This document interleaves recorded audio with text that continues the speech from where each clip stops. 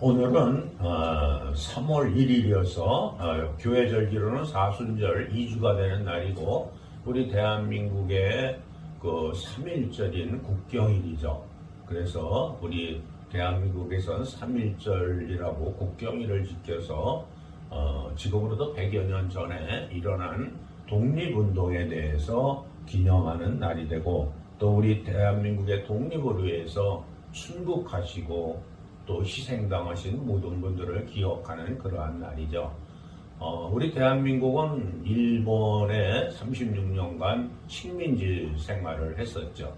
또 세계가 그 당시에 1900년도에는 초에는 많은 나라들이 식민지로 있었죠. 필리핀은 미국의 식민지로 있었고, 인도는 영국의 식민지로 있었고, 이러한 식민지 시대라고 얘기할 수도 있죠, 세계사적으로는.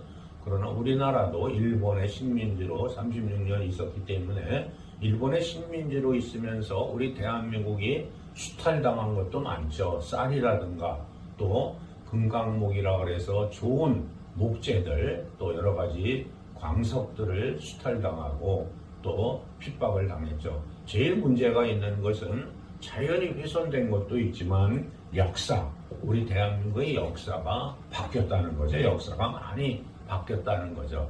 그래서 우리 대한민국 역사에 있어서 일제시대 때의 문제로 인해서 많이 바뀐 역사가 뭐가 있죠? 고구려에 대한 역사, 백제에 대한 역사들이 많이 바뀌었죠. 일본은 백제로부터 많은 영향을 받았었기 때문에 일본에서 볼 때는 백제라는 나라는 자신들에게는 매우 좋은 나라가 못됐기 때문에 역사를 많이 바꿔서 우리가 역사 공부를 하는 것도 사실은 한 번 정도 다시 정리를 하고 또 우리가 그 역사를 새롭게 배워야 하는 그러한 입장에 처하고 있습니다, 사실은. 그래서 우리 대한민국의 한국사라든가 북사라든가 하는 것들도 한번 정리를 제대로 해서 올바른 역사를 후손들에게 가르치고 또 인도해야 하는 그러한 사명도 우리에게 있는 거죠. 오늘 사순절을 맞이해서 우리 조상들이 우리 대한민국을 위해서 독립을 위해서 순국하시고 또 노력하신 분들, 또 그분들을 기억해서 기념도 하고, 또 가장 중요한 것은 그 대한민국을 위해서 희생하고 순직하고 하셨던 분들의 자손들이죠. 우리가 지금도 보훈처니 원어처니 해서 그 많은 분들을 보호하고 있고 또 생활비도 지급하고 있지만 그것으로는 부족하죠. 그래서 우리 대한민국을 위해서 노력하시고 희생당하신 모든 분들의 후손들이 우리 대한민국에서 평안히 살아갈 수 있고 또 복락을 누릴 수 있게 우리 대한민국에서 복지를 잘 해야 하는 것도 우리의 사명이라는 것을 우리는 믿어야 되고, 또 우리 믿음의 성도들은 특히 그분들을 위해서 기도해주는 그러한 시간들을 가지셔야 됩니다. 대한민국이 지금 가장 큰 문제는 늘 말씀드리지만 남북이 갈라져 있다는 문제죠. 그렇죠? 1945년 독립이 되면서부터 대한민국이 독립을 운동을 하신 많은 분들이 희생을 냈지만 그 세계적인 역사 속에서 그 남북이 갈라져서 북쪽은 공산주의가 되고 남쪽은 민주주의가 돼서 지금 80년 이상 그 남북이 갈라져 있어서 서로 원수처럼 바라다보고 살아가고 있다는 것이 얼마나 큰 우리들에게 불행이고 우리에게 큰 그 아픔이죠. 그래서 북쪽을 위해서 늘 기도해 주시고 또 남북의 통일을 위해서 늘 기도해 주십사고 제가 말씀드리는 거죠.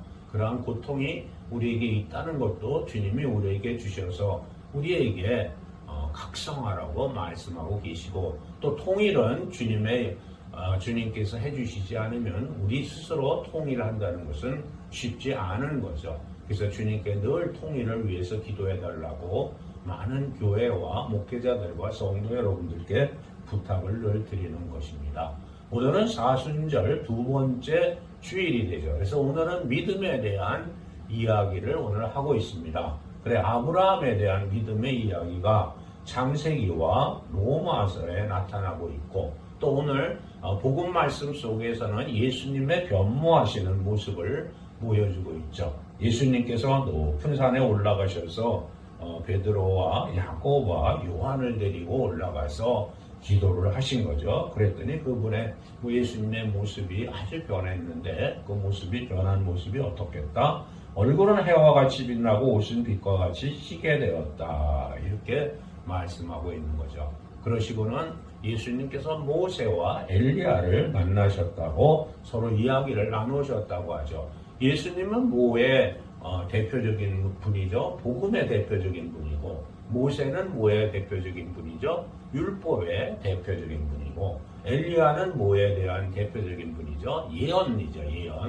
예언을 하신 분. 그래서 예수님은 복음, 모세는 율법, 엘리야는 예언이다. 이렇게 논리적으로는 정리할 수 있는 거죠. 그래서 복음과 율법과 그 예언이 만나서 서로 대화를 했다. 이렇게 이야기할 수가 있는 거죠.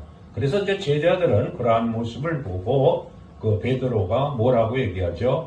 거기 보니까 예수님도 계시고 엘리야도 있고 모세도 있으니까 얼마나 좋았겠어요. 그러니까 초막 세계를 져서 거기서 우리가 살자. 이렇게 이제 우리 인간의 모습이죠. 인간의 모습으로 이렇게 이야기를 할 때 빛나는 구름이 뒤덮었다. 그리고서는 하늘에서 뭐라고 하나님이 이야기하시죠? 이는 내 사랑하는 아들이다. 나는 그를 좋아한다. 너희는 그의 말을 들어라 하는 소리가 들려왔다라고 했죠. 여기서 말하는 나는 그를 좋아하고 내 사랑하는 아들이라는 것은 예수님과 모세와 엘리야가 있었지만 그 중에 예수님을 가장 사랑하신다라고 이야기한다고 우리는 복음이 이야기하고 있죠. 그래서 예수님만 계시고 나머지 두 분은 안 계시더라. 이렇게 얘기를 했죠. 그 소리를 듣고 하늘에서 나는 소리를 듣고 이 베드로와 야고보와 요한은 무서워서 어떻게 됐다? 땅에 엎드려서 두려워하고 있었다. 이렇게 얘기하고 있죠. 또 이 유대 사람들은 그 유대 사람들의 전통으로 보면은 율법이나 예언서에 보면 하나님을 만난 사람들은 어떻게 됩니까? 죽습니다. 하나님을 만난 사람들은 그렇기 때문에 두려워했죠. 지금은 우리가 하나님과 교통하는 시대가 되어서 우리 안에 성령이 와 계셔서 주님과 대화를 한다 해서 죽는다 이런 생각을 안 하지만 유대인들은 그러한 관습이 있었고 또 그러한 것을 믿고 있었기 때문에 두려워했던 거죠. 그랬더니 이제 예수님이 그 제자들을 와서 만지시죠. 손을 대시고 두려워하지 말아라 하면서 일어나라 하고 일어났죠. 이렇게 이제 그 믿음의 이야기를 그 복음이 우리들에게 이야기하고 있죠. 그래서 제가 늘 말씀드리잖아요. 우리가 믿는다는 게 과연 무엇이냐? 믿는다는 것을 우리가 착각하고 있는 게 내가 무엇을 잘해서 내가 주님께 무엇을 충성해서 주님이 나를 믿으시지 하는 이러한 생각을 갖고 있는 것들이 우리 이성적인 것이고 또 그것이 세상 논리죠. 그러나 주님은 우리를 믿음의 자녀로 그 많은 사람 중에서 택정해 주신 거죠. 그래서 우리가 감사해야 되고 나누고 감사해야 되는 이유는 어딨냐? 우리가 주님의 자녀로 그 많은 존재 가운데 또 종교도 많이 있지 않습니까? 불교도 있고 마음학교도 있고 여러 가지가 있지만 그 중에 예수님의 종교인 그리스도인의 종교를 우리 그 가운데 택정하셔서 우리를 주님의 자녀로 택정해 주신 것에 우리가 감사를 해야 된다는 거죠. 그래서 우리 사순절 기간 동안에 주님이 주시는 순환 또 우리가 열왕기 상하를 사경하고 있죠. 그 사경도 하지만 늘 사순절 기간에는 감사하고 나누고 또 칭찬하는 삶을 살아야 하는 것이죠. 올해 우리의 목표는 주님께 칭찬 듣는 삶을 살자. 주님께서 우리에게 참 너는 장하다, 너는 훌륭하다 하는 소리를 들을 수 있도록 기도하고 행하자 이렇게 말씀드렸잖아요. 그렇게 그러한 나는 주님으로부터 칭찬 듣는 자야 라고 믿으셔야 돼요. 그게 믿음이에요.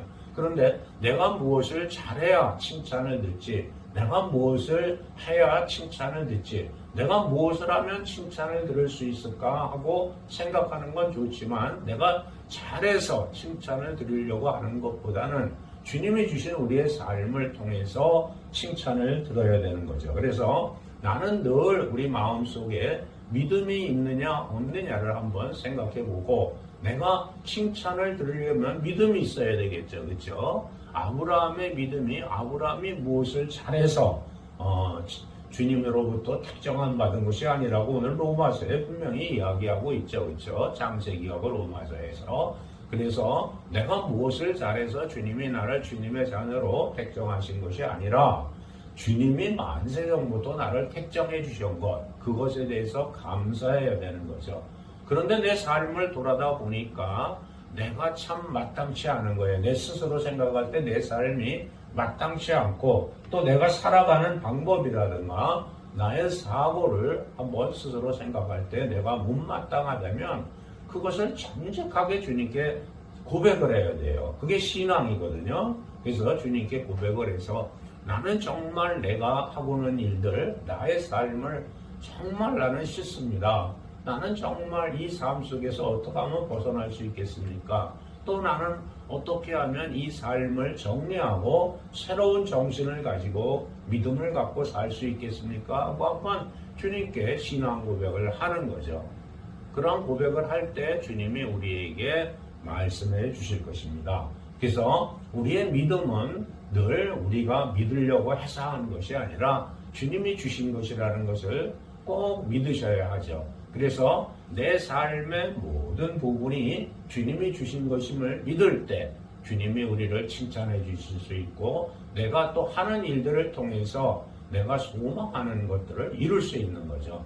그래서 이번 사순절에도 주님의 순환과 고난에 동참하고 믿음을 가진 자가 돼서 주님으로부터 칭찬 듣고 주님으로부터 장하다 하는 말씀을 듣는 그러한 귀한 시간, 귀한 사순절이 되시길 주님의 이름으로 축원드립니다. 아멘.